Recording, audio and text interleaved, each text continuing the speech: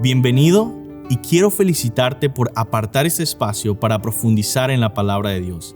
Ahora vas a escuchar un mensaje de la Iglesia Bautista Highview en español en Louisville, Kentucky, en Estados Unidos.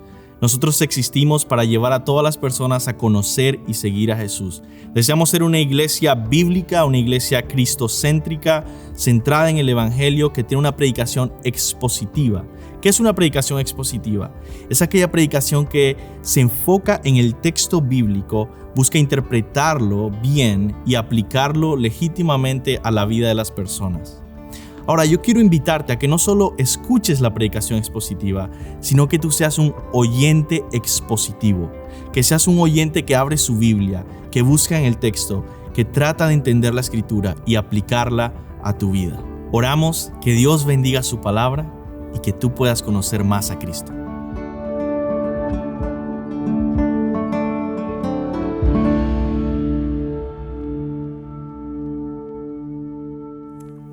Les invito a abrir sus Biblias en Génesis capítulo 27. Génesis capítulo 27. Hemos estado yendo a través del libro de Génesis por cada uno de los capítulos de Génesis y ahora llegamos a este capítulo 27 y 28 el día de hoy. Como recordaba la semana pasada, es interesante ver cómo Génesis comienza con la creación. Vemos cómo Dios creó todo para su gloria, para mostrar su belleza. Crea a los seres humanos para disfrutar de Dios en el Edén.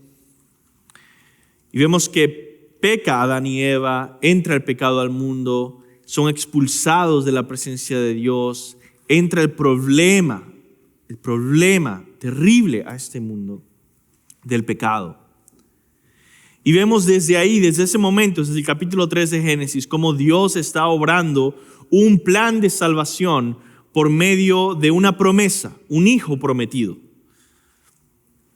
¿Verdad? Dice que este hijo viene del linaje de Eva y va a estar en guerra con el linaje de la serpiente. Y ese hijo viene por Abel, que está en guerra con Caín y lo mata. Caín mata a Abel. Luego continúa ese linaje con Set, en el que dice la palabra que cuando estaba Set se volvió a alabar el nombre de Jehová. Y así prosigue la genealogía de Génesis a llegar hasta gente conocida como Noé, después como Abraham, Isaac. Llegamos a Jacob. Y Jacob, todos ellos son pecadores. Vemos que Noé definitivamente un pecador que se emborrachó y estaba desnudo.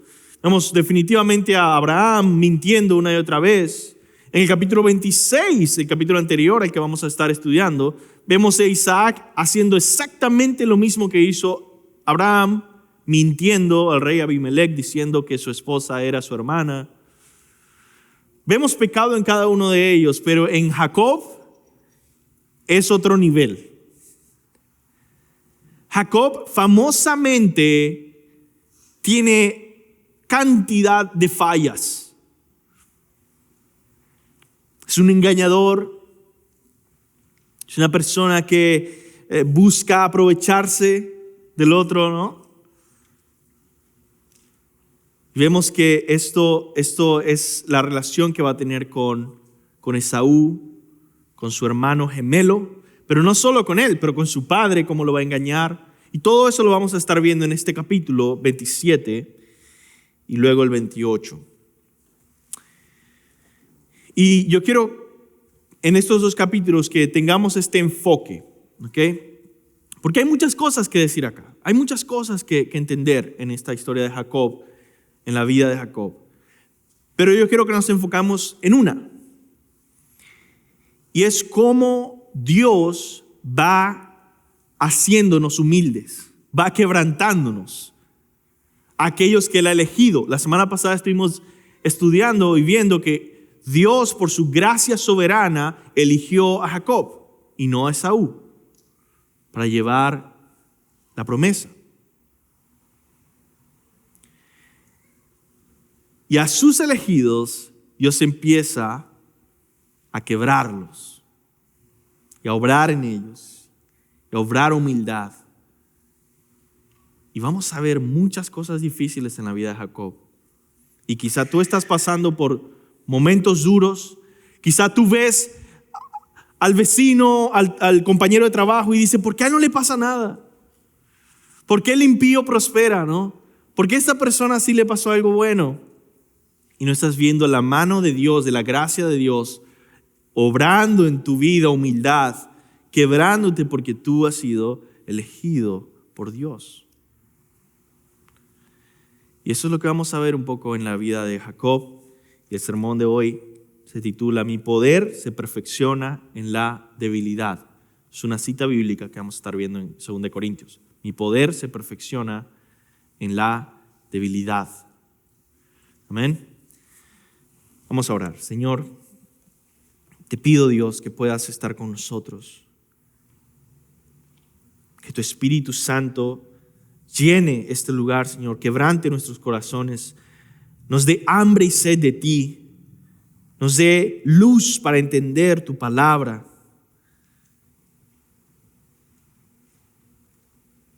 Hay personas tan diferentes aquí, Señor.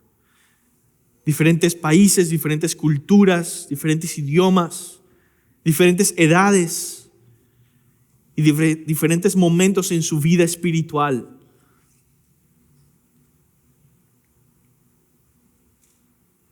Tú eres nuestro buen pastor y te pido, Señor, pastoréanos a todos nosotros con esta tu palabra santa, en el nombre de Jesús. Amén. Hay un escritor y pensador cristiano, era un pastor, predicador cristiano muy antiguo, del año más o menos año 400 después de Cristo, que se llamaba Agustín de Hipona. Y se dice que él tenía esta frase que dice, hay 3 caminos que llevan a la santidad. El primero se llama humildad. El segundo se llama humildad. Y el tercero se llama humildad. Es decir, no hay forma alguna en la que tú vayas a crecer en santidad si no es a través del camino de la humildad. La humildad y la santidad van de la mano y son inseparables. Es absurdo decir que puede haber un santo orgulloso o soberbio o altanero. La humildad siempre caracteriza a la verdadera santidad. ¿Por qué? Bueno, porque en su mayoría la humildad significa reconocer que Dios es Dios, nosotros no, nosotros somos criaturas. Y nosotros estamos bajo el gobierno de Dios, la autoridad de Dios, los mandamientos de Dios y la voluntad de Dios de que Él hace con su creación lo que Él quiere. Y nosotros no. Mientras que la soberbia se levanta contra Dios y dice, yo quiero hacer las cosas diferente. Yo quiero determinar cómo debe ser mi vida, qué es lo bueno y qué es lo malo, qué es lo aceptable y qué es lo inaceptable. Yo quiero ser Dios. Esa es la tendencia de la soberbia, del orgullo. La palabra de Dios dice en Santiago 4:6, Dios resiste a los soberbios, es decir, se opone a los soberbios, mas da gracia al humilde. La gracia de Dios. Estuvimos hablando un poco de la gracia de Dios la semana pasada. La gracia de Dios, el favor de Dios hacia pecadores que merecen el infierno como nosotros. La bondad y el favor de Dios. Dice, Él da más abundante favor y gracia al humilde. Pero ¿qué pasa cuando Dios elige orgullosos? ¿Cómo da más gracia al orgulloso? obrando humildad, quebrando ese corazón orgulloso. Ese es el punto del mensaje de hoy.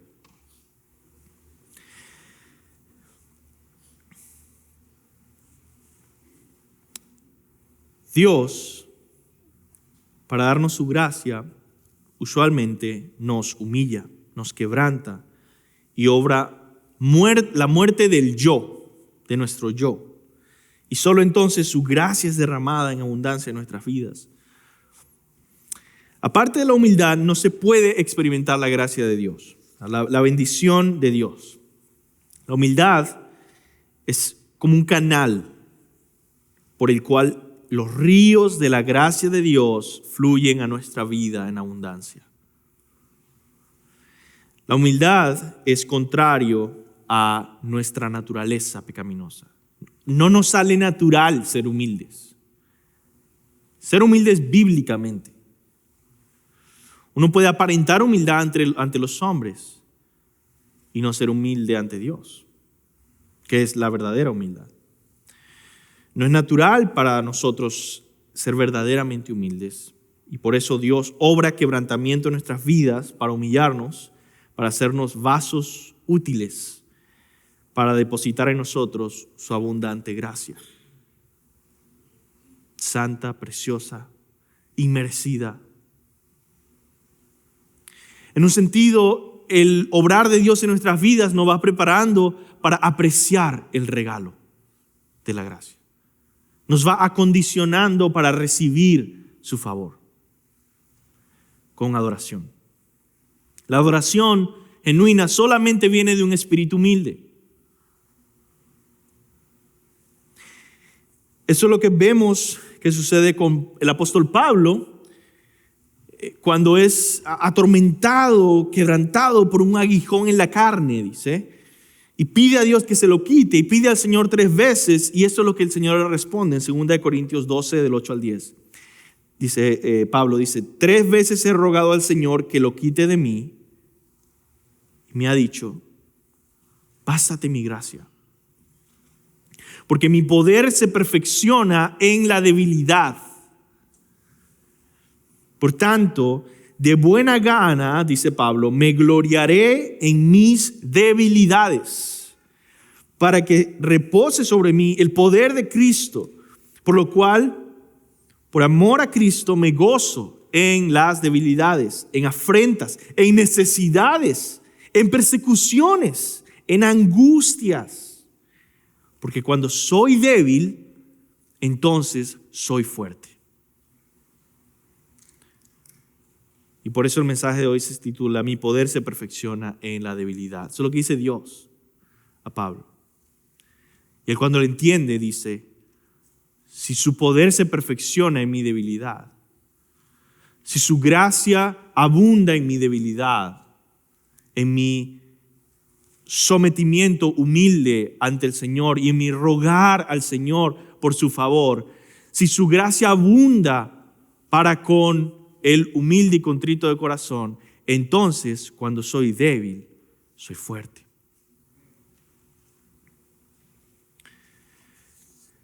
Ahora, muchas veces se ha usado, y déjenme aclarar esto, muchas veces se ha usado en las iglesias o en las culturas cristianas la palabra débil para describir a alguien que peca mucho. Eso no es lo que estoy diciendo. Entregarse al pecado no es tu fortaleza, ¿ok? La palabra débil quiere decir una persona que no se apoya en el yo, en su propia fuerza, que no busca determinar su propio camino y vivir por sus propias fuerzas, sino que más bien en obediencia se somete al Señor. Cuando somos desobedientes, entonces estamos dejando que nuestra carne sea fuerte. Cuando somos sumisos al Señor y hacemos lo que Él nos dice, entonces estamos mostrando nuestra debilidad de la carne, del yo, y decir, Señor, yo me someto a ti, tú eres el poderoso, tú eres mi Dios. Lo que tú digas, lo que tú quieras. ¿Hasta qué punto ser débil? Hasta la muerte. De tal forma que ya no vivo yo, mas Cristo vive en mí. Entonces lo que estoy llamando es otra vez a una vida crucificada. No a una vida en la que abrazo el pecado porque, bueno, esa es mi debilidad y por eso soy fuerte. No, eso no es. Es un mal entendimiento que se ha vuelto popular, lamentablemente, que debe ser rechazado. Ahora, de la misma manera que vemos esto en la vida de Pablo, como Dios obra en su vida y lo quebranta para que su poder y su gracia abunde en su vida, eso lo vemos en la vida de Jacob. Jacob ilustra la perfecta gracia soberana de Dios obrando en la vida de los escogidos, humillándolos y quebrantándolos para salvarlos y transformarlos. Vemos en la vida de Jacob cómo la gracia de Dios va haciendo a Jacob cada vez más débil.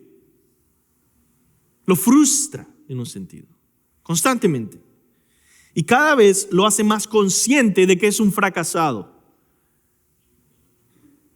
de que es un pecador, que es lo mismo,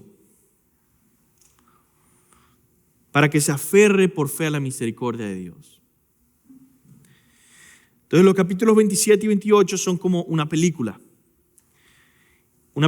sobre la gracia de Dios brillando en la desastrosa vida de Jacob. Por eso, yo quiero que nosotros podamos ir rápidamente por estos dos capítulos como si fuera una película. Y por eso tengo varias escenas que vemos en esta película. 6 escenas y vemos esta historia. Primera escena, el capítulo 27, primera escena, el punto de no retorno.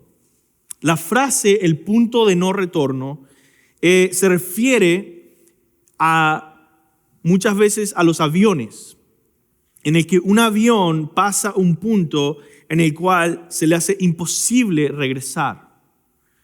Muchas veces nosotros tenemos momentos así, en el cual hacemos algo que ya es imposible que se deshaga.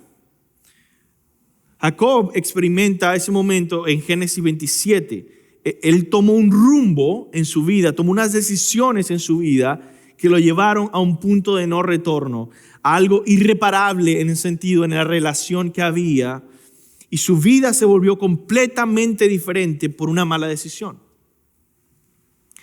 Es verdad, Jacob creció con Esaú y con su padre Isaac y su madre Rebeca, crecieron, no tenían una vida hermosa porque había favoritismo para Jacob. Su madre lo veía como el favorito, para Esaú su padre lo veía como el favorito y fue feo, pero por lo menos era una familia. En el capítulo 27 vemos que llega una situación en el que Jacob llega a un punto de no retorno. ¿Qué es esto? Se pasó de la línea y ya no puede regresar.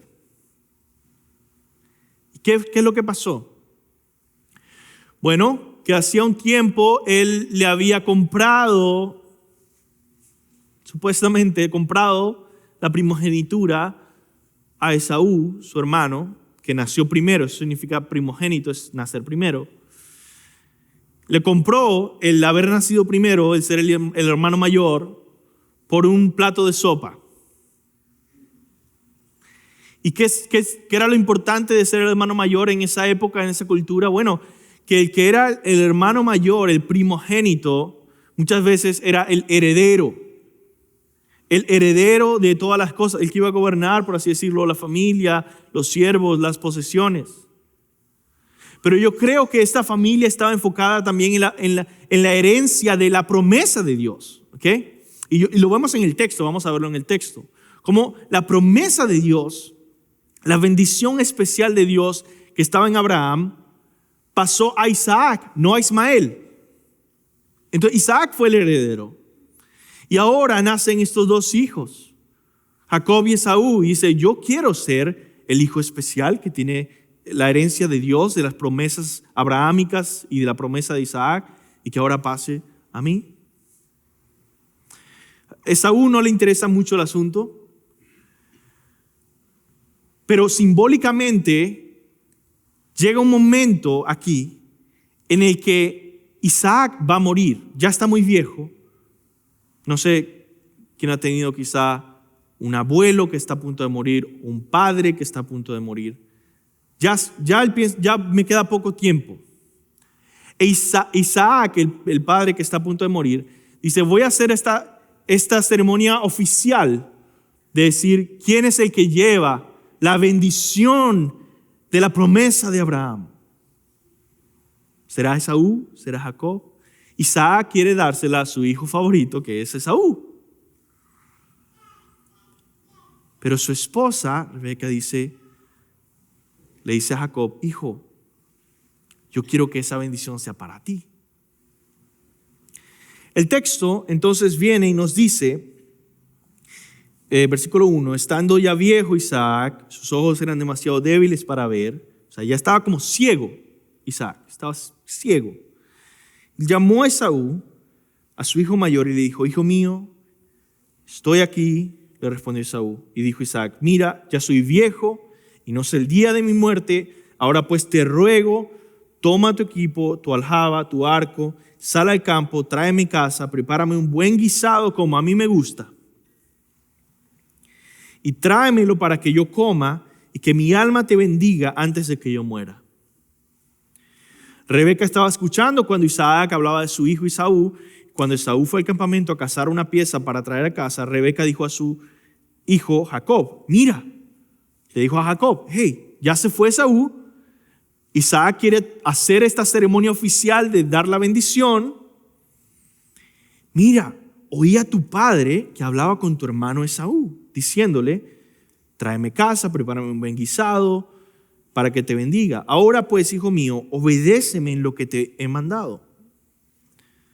Ve ahora al rebaño, tráeme allí 2 de los mejores cabritos de las cabras, yo prepararé con ellos un buen guisado para tu padre como a él le gusta. Entonces se lo llevarás a tu padre, que comerá para que te bendiga antes del día de su muerte. Pero Jacob dijo a su madre Rebeca, Esaú mi hermano es hombre velludo y yo lampiño, tiene muchos pelos, yo no. Quizá mi padre me toque y entonces seré para él un engañador. Traeré sobre mí una maldición y no una bendición. Pero su madre le respondió, caiga sobre mí tu maldición, hijo mío, solamente obedéceme, ve y tráemelos. Jacob fue, tomó los cabritos y los trajo a su madre, y su madre hizo un buen guisado como a su padre le gustaba. Entonces Jacob prosiguió con el plan, se vistió como Esaú, olía como Esaú por los vestidos de Esaú y se puso unas pieles de cabra sobre las manos para ser velludo o peludo como Esaú. Y fue y engañó a su padre ciego. Isaac entonces lo bendijo. Dice Jacob, aquí estoy, padre, aquí está el guisado, como me dijiste, para que me bendigas.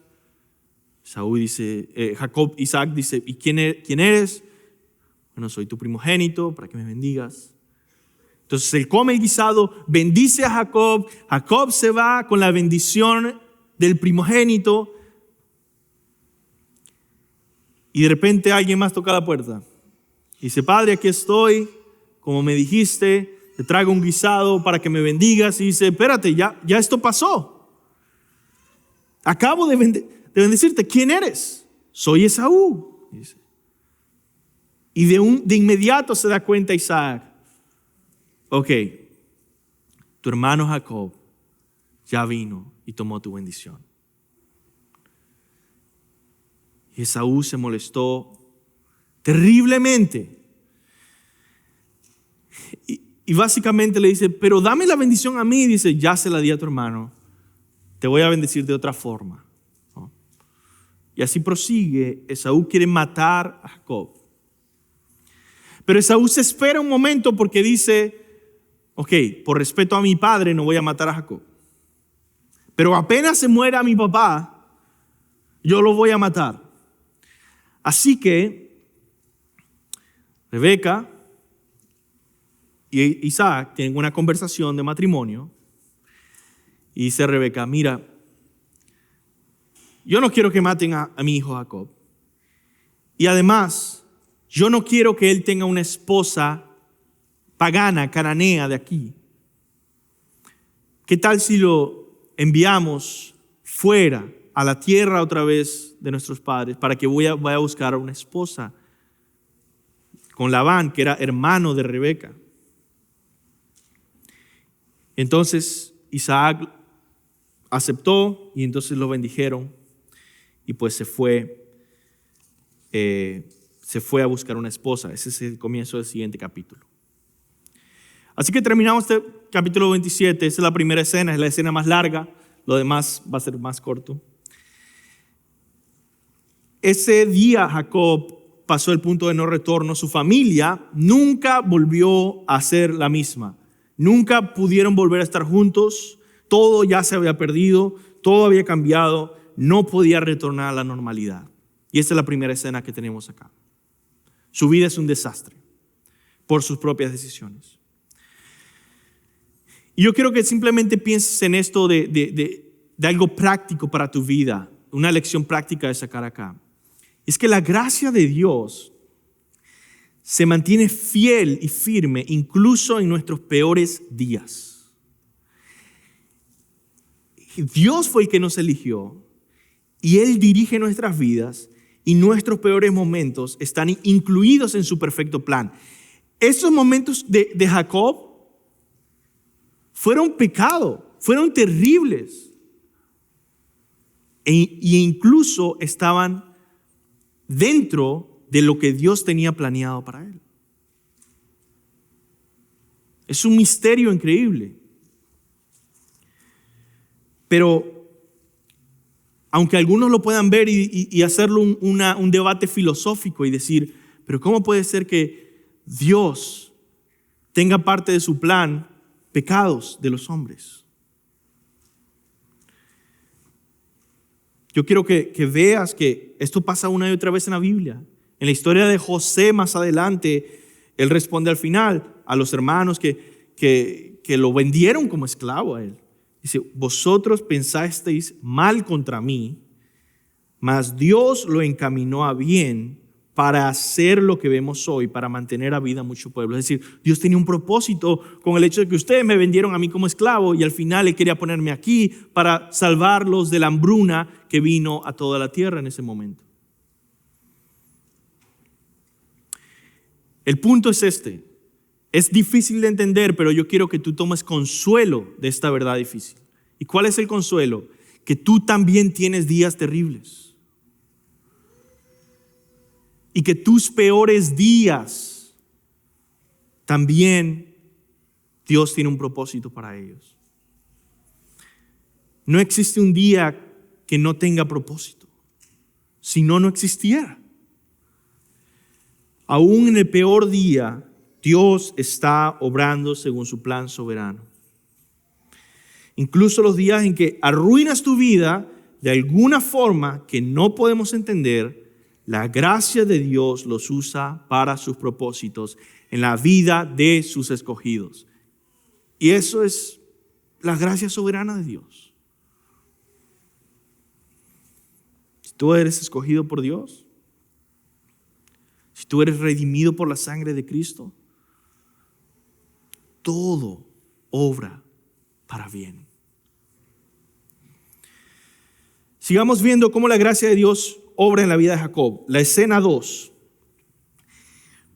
La tormenta perfecta. Esa frase, la tormenta perfecta, es una frase popular que describe una catástrofe, una crisis en el que se juntan diversos elementos. De repente se juntó un terremoto con un volcán que estalló, con un huracán y con un meteorito. Esa es la tormenta perfecta, ¿no? Todos estos elementos diferentes coinciden y eso es lo que se llama la tormenta perfecta. Y eso es lo que vemos en la vida de Jacob. Jacob se da cuenta de que su vida se ha venido abajo, pecó, defraudó a su padre ciego y engañó a su hermano gemelo. Y lo quiere matar ahora. Es un mentiroso, un manipulador, un pecador, un estafador. Quiere matarlo, corre peligro y su futuro es completamente desconocido, incierto. Y ahora está huyendo en el desierto solo. Es una terrible crisis, es una tormenta perfecta. Y ahora está anocheciendo. Génesis 28:10 leemos esto. Salió pues Jacob de Berseba y fue a Harán. Génesis 28:10. ¿Qué pasó antes de esos versículos?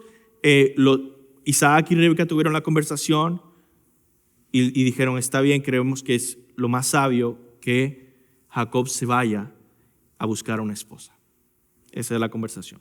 Y luego llegamos al versículo 10 y pues salió Jacob de Berseba y fue a Harán.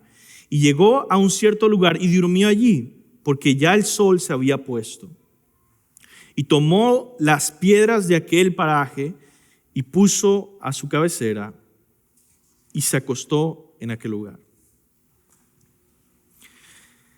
Se está haciendo de noche, su vida corre peligro, está probablemente en el desierto y ahora tiene una piedra como su almohada. En otras palabras, su vida es un desastre. Es una tormenta perfecta. Quizá tú te sientes como Jacob en estos momentos, o ha habido algún momento.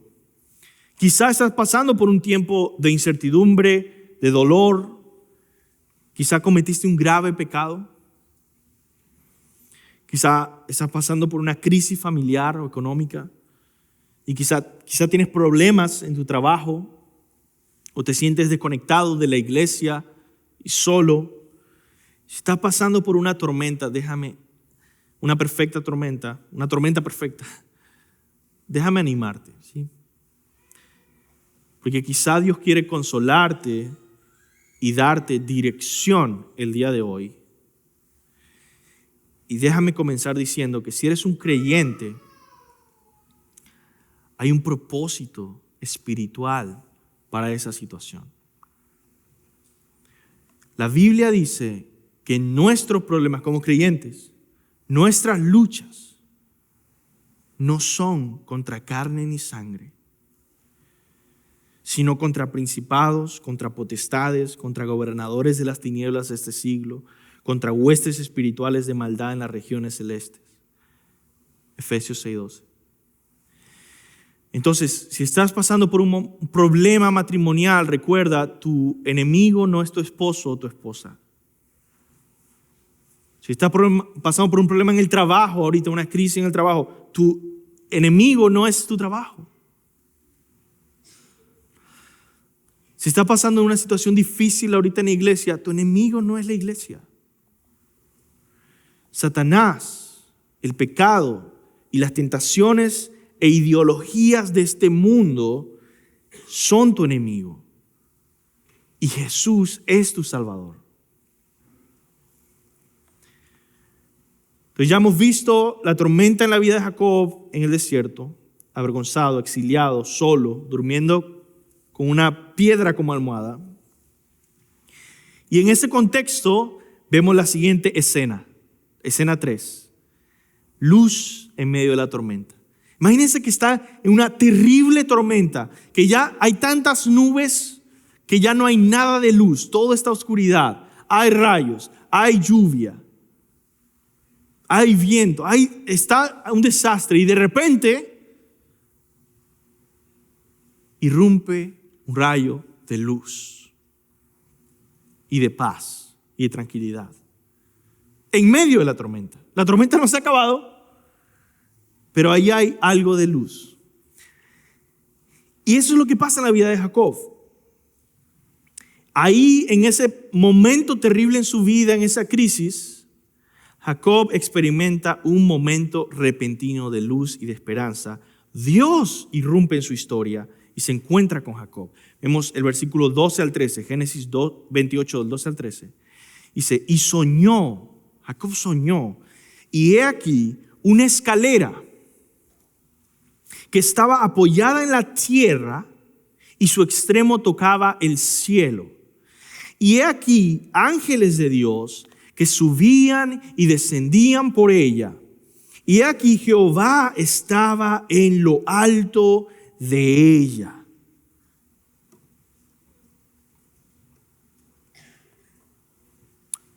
Dios se encontró con Jacob en ese momento. Jacob no estaba buscando a Dios, pero Dios lo estaba buscando a él. Y eso es asombroso. ¿Te das cuenta de lo que dice la Biblia? Dios mismo se encontró con Jacob. Hay muchas personas, y quizá tú eres una de ellas, muchas personas que han hecho toda clase de esfuerzos por encontrarse con Dios. Han caminado de rodillas por una milla, se han golpeado, se han puesto a repetir rituales todos los días, compran velas, compran estatuas, gastan mucho dinero en todo tipo de amuletos. Personas que se esfuerzan mucho por ganar el favor de Dios o el acceso a Dios y no lo consiguen. Y sin embargo, vemos a Jacob, un engañador, un traidor, un pecador, que no estaba buscando a Dios, y Dios se encontró con Jacob. Eso nos recuerda a lo que vimos la semana pasada, la gracia soberana de Dios. Nosotros no compramos jamás el favor de Dios. Y nunca pienses que vas a poder comprar la gracia de Dios. No importa el sacrificio que hagas, no está a la venta. La gracia de Dios es soberana. Él la da. Y por eso lo mejor que podemos hacer si quieres la gracia de Dios, humíllate y suplica al Señor por gracia. Porque Dios se opone a los soberbios, pero da gracia al humilde. Porque es un regalo. Pero si tú dices, yo voy a obtener la bendición de Dios, voy a hacer esto y lo otro y lo otro y lo otro, adivina qué, Dios te va a decir, no gracias, no está a la venta. Tú no te ganas el favor de Dios, tú no te ganas el amor de Dios. Es un regalo para aquellos que se arrepienten de sus pecados y confían en Cristo Jesús.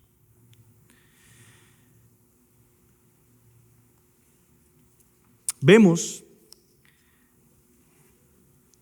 que hay esta visión de una escalera. Y quizá tú te puedes preguntar, ¿qué significa? Que esta escalera que comienza, o sea, toca la tierra, toca el cielo, y hay una comunicación, ¿no?, de ángeles que suben y bajan. Y dice, ¿qué está pasando ahí? Bueno, en el contexto de esta visión, Dios está diciéndole a Jacob que su presencia divina y celestial está con él ahí en la tierra. Y es una forma de decir que él está continuando el pacto con Abraham y con Isaac en la vida de Jacob. Hay una relación personal con Dios. Dios estaba ahí. Y Jacob dice que se dio cuenta, dice, Dios estaba ahí y no me había dado cuenta. Sin embargo, hay un significado más profundo que lo vemos solamente hasta que viene Jesucristo. Jesucristo, vemos que se encuentra con un discípulo, o bueno, no era un discípulo en ese momento, se volvió uno de sus discípulos, que se llamaba Natanael. Juan capítulo 1, el Evangelio de Juan capítulo 1, al final, tenemos a este personaje, israelita, Natanael. Y él también se dio cuenta, así como Jacob, que Dios estaba en ese lugar. Jesucristo era Dios, ¿no? Y él no se había dado cuenta. Vemos la historia en Juan 1, 47 al 51. Dice, Jesús vio venir a Natanael y dijo de él, oh, ahí tienen a un verdadero israelita, en quien no hay engaños. Natanael le preguntó, ¿cómo es que me conoces? Jesús le respondió, antes de que Felipe te llamara, cuando estabas debajo de la higuera, te vi. Natanael respondió: Rabí, tú eres el Hijo de Dios, tú eres el Rey de Israel. Se da cuenta que Él es el Hijo de Dios. Jesús le contestó: porque te dije que te vi debajo de la higuera, ¿crees? Cosas mayores que estas verás. Y también dijo: en verdad les digo que verán, escuchen bien, en verdad les digo que verán el cielo abierto y a los ángeles de Dios subiendo y bajando sobre el Hijo del Hombre. Sobre Él. Ahora compara eso a lo que dice Génesis 28 aquí con Jacob, en este lugar que él le llama después Betel, ¿no? Génesis 28:12. He aquí una escalera, estaba apoyada en la tierra, su extremo tocaba el cielo, y aquí los ángeles de Dios subían y descendían sobre ella. Y versículo 17, y tuvo miedo y dijo: cuán terrible es este lugar, no es otra cosa que casa de Dios y puerta del cielo. Es el significado de Génesis. Y ahora vemos que Jesús misteriosamente dice: eso me describe a mí. Y a Jesús le encanta hacer estas cosas porque Jesús cumple las escrituras. Todas las escrituras apuntaban a Él. Y Él nos da este versículo y lo deja así. Dice: ¿qué significa esto? Pues esa es la interpretación. Ese lugar donde estaba Jacob, que se llama Betel, o le llamó Betel, era el lugar donde Dios se encontraba con el hombre. Pero Jesús es el mejor y más perfecto Betel. En otras palabras, el lugar donde Dios se encuentra con el hombre de manera perfecta, en última instancia, no es un lugar, sino una persona. El Hijo del Hombre, Jesucristo. El lugar donde Dios, el cielo y la tierra se juntan y Dios está perfectamente, no era un lugar. Es la persona del Hijo. Vamos a meditar un poquito en esto, ¿sí? Juan 1:14 dice: el Verbo, hablando de Jesús, Dios Hijo, fue hecho carne y habitó entre nosotros. Esa palabra de habitó entre nosotros en griego es como hizo un tabernáculo, el tabernáculo del Antiguo Testamento. Él fue la presencia de Dios con nosotros. Y vimos su gloria, gloria del unigénito del Padre, lleno de gracia y de verdad. Jesús, sigamos meditando en esto. Jesús es el mejor y más perfecto Betel, el lugar donde se encuentra Dios con el hombre. Jesús es el mediador entre el cielo y la tierra. El mediador entre el cielo y la tierra no es un lugar, no es una escalera, es una persona. Jesús, 1 Timoteo 2:5, porque hay un solo Dios y un solo mediador entre Dios y los hombres, Jesucristo, hombre. Porque Jesús es perfectamente hombre, perfectamente Dios, y esto se junta y es la conexión que tenemos con Dios. El lugar donde se revela, si hablamos de revelación, de conocer a Dios, el lugar donde se revela perfectamente a Dios, no es un lugar, es una persona. Es su Hijo Jesucristo. Vemos en Hebreos 1, los primeros versículos, versículos 1 y 2, dice: Dios, habiendo hablado por los padres y los profetas en muchas ocasiones, de muchas maneras, en estos últimos días nos ha hablado por el Hijo, a quien constituyó heredero de todas las cosas, por medio de quien hizo también el universo. Dios se revela perfectamente en el Hijo. Se había revelado antes con profetas, se había revelado antes con visiones, sí, pero ahora se revela perfectamente en Jesucristo. Por eso, Jesucristo es el lugar donde encontramos a Dios. Y no solo nos encontramos con Dios, sino que Jesús es el Dios al que nos encontramos. Jesús es el lugar en el que nos encontramos con Dios y es el Dios con el que nos encontramos. Juan 14, 8 al 9 dice, Felipe le dijo, Señor Jesús, Señor, muéstranos al Padre y nos basta. Muéstranos a Dios. ¿Y qué le respondió Jesús? Jesús le dijo, tanto tiempo he estado con vosotros y no me has conocido, Felipe. El que me ha visto a mí, ha visto al Padre. ¿Cómo pues dices tú, muéstranos al Padre?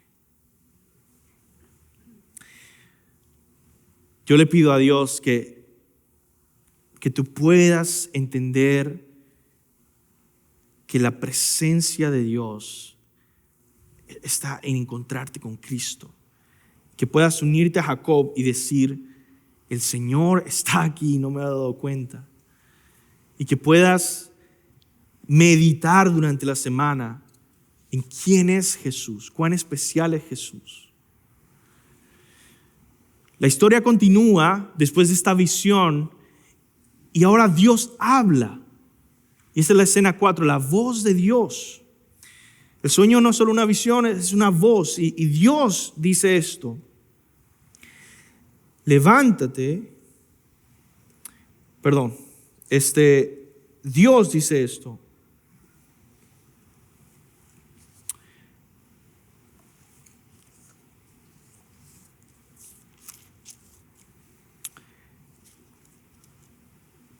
También el Señor estaba de pie junto a él y dijo, yo soy el Señor,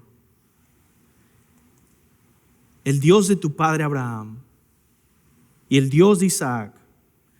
La tierra en la que estás acostado te la daré a ti y a tu descendencia. También tu descendencia será como el polvo de la tierra. Te extenderé hacia el occidente, hacia el oriente, hacia el norte, hacia el sur. Y en ti y tu simiente serán bendecidas todas las familias de la tierra. Ahora bien, yo estoy contigo. Te guardaré por donde quiera que vayas y te haré volver a esta tierra. No te dejaré hasta que haya hecho lo que he prometido. ¿Saben qué quiere decir Dios con todo esto? Que su promesa fiel, su pacto con Abraham y con Isaac, ahora iba a proseguir por Jacob. Él está afirmando la fidelidad de su pacto y que él iba a seguir cumpliéndolo. Y de hecho, ese fue el deseo de Isaac al final, antes de enviarlo. Si ustedes leen al principio del capítulo 28, van a ver las palabras de Isaac. Versículo 2. Levántate y ve a Padán Aram, a casa de Betuel, padre de tu madre, y toma allí mujer de las hijas de Labán, hermano de tu madre. Y el Dios omnipotente te bendiga y te haga fructificar y te multiplique hasta llegar a ser multitud de pueblos y te dé la bendición de Abraham y a tu descendencia contigo para que heredes la tierra que moras, que Dios dio a Abraham. Y así envió Isaac a Jacob.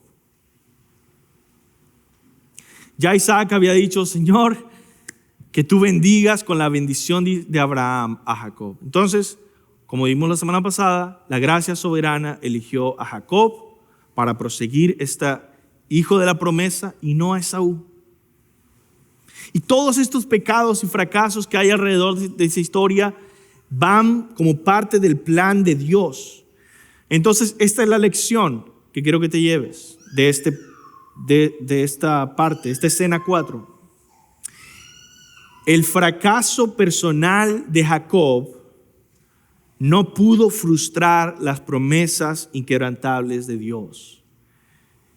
Debido a que el pacto se hizo en el contexto de la gracia, el pacto también continúa por gracia.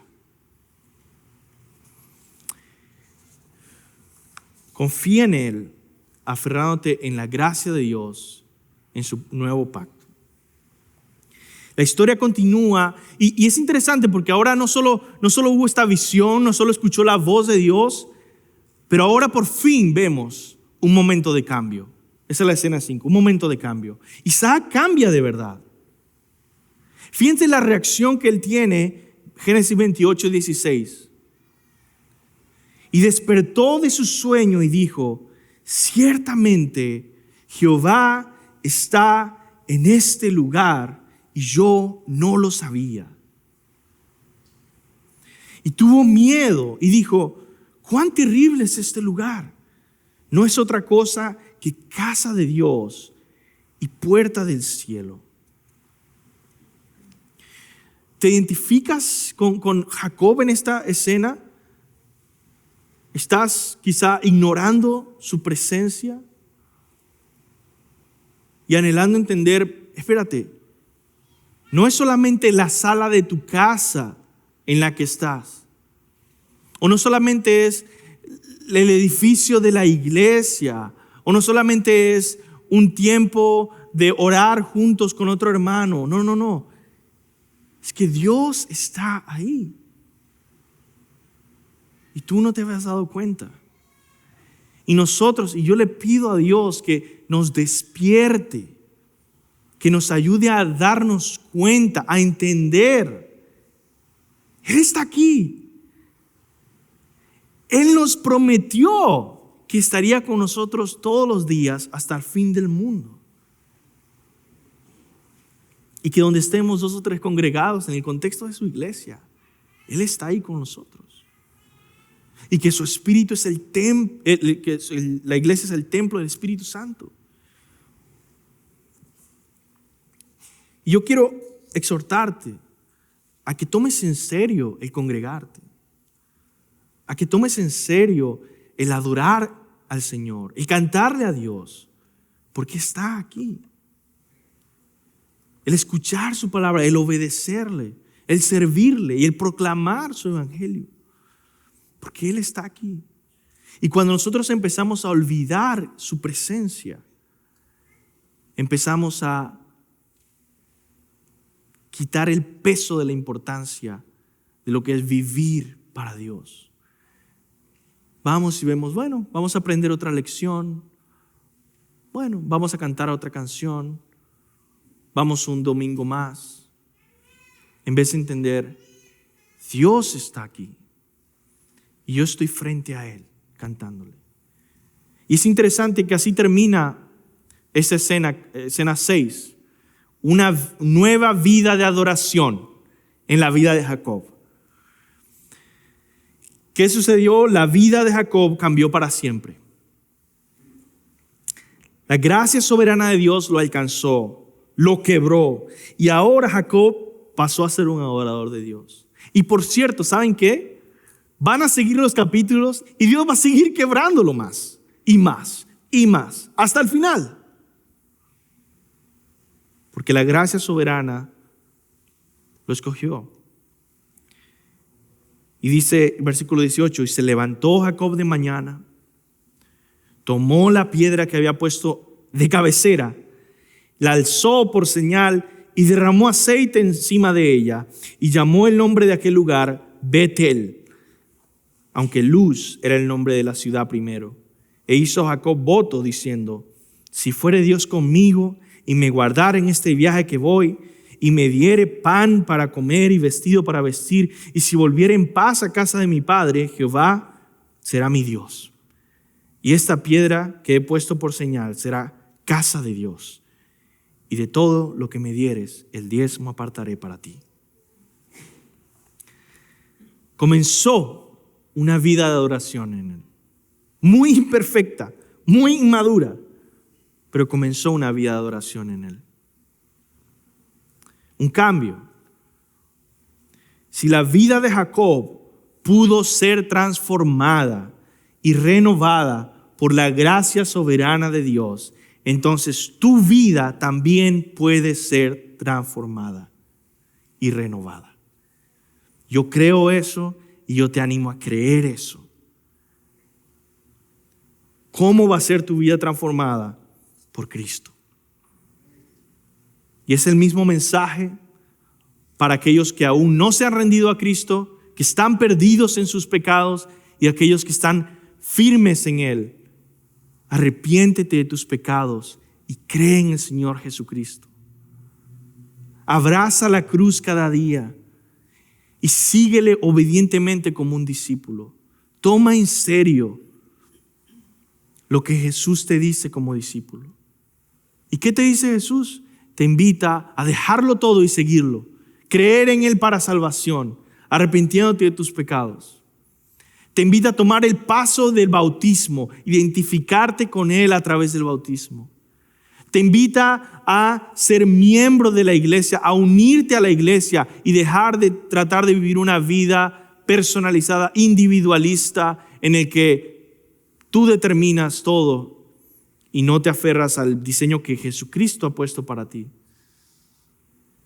que es caminar juntos como un cuerpo, en unidad, el cuerpo de Cristo, como miembros de un mismo cuerpo. Y a servir juntos como iglesia y a ser discípulos para la gloria de Dios. Mientras crecemos en oración, en obediencia, en adoración, en amor, en unidad. En conclusión, hermanos, necesitamos ser quebrantados y humillados para ser transformados por su gracia, por la mano poderosa de Dios, para ser levantados. 2 Corintios 12, del 8 al 10, nos recuerda cuál debe ser nuestra actitud mientras buscamos más y más de la gracia de Dios en nuestras vidas. 3 veces he rogado al Señor que lo quite de mí y me ha dicho: bástate mi gracia, porque mi poder se perfecciona en la debilidad. Por tanto, de buena gana me gloriaré más bien en mis debilidades, para que repose sobre mí el poder de Cristo. Por lo cual, por amor a Cristo, me gozo en las debilidades, en afrentas, en necesidades, en persecuciones, en angustias, porque cuando soy débil, entonces soy fuerte. Vamos a orar. Señor, te pido, Dios, que tú derrames tu gracia sobre nosotros. Te suplico, Dios, que obres en nuestras vidas, que nos moldees, que nos exhortes, que nos animes, que nos transformes en adoradores aceptables a ti, Señor. Vemos en la vida de Jacob